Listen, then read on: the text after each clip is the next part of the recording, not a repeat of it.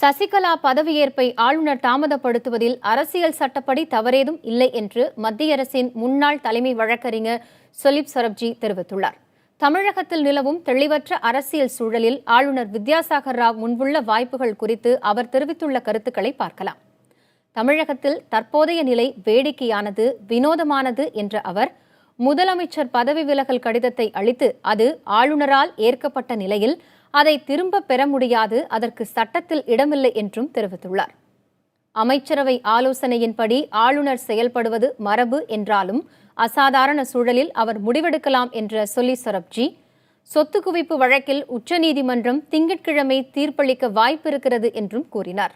இதனால் சசிகலா பதவியேற்பை ஆளுநர் தள்ளி வைத்திருப்பதாக கருதுகிறேன் என்ற அவர், ஒருவேளை தீர்ப்பு சசிகலாவுக்கு எதிராக வந்தால் மீண்டும் குழப்பமான சூழல் ஏற்பட வாய்ப்புள்ளதாக ஆளுநர் கருதலாம் என்றும் தெரிவித்துள்ளார். மீண்டும் ஒரு சிக்கலை தவிர்க்கும் வகையில் தீர்ப்புக்காக ஆளுநர் காத்திருப்பதில் அரசியல் சட்டப்படி தவறேதும் இல்லை என்ற சரப்ஜி, உச்சநீதிமன்ற தீர்ப்பு வெளியாக மாதங்கள் இல்லை, திங்கட்கிழமை வர வாய்ப்புள்ளதால் காத்திருக்கலாம் என்றும் குறிப்பிட்டார்.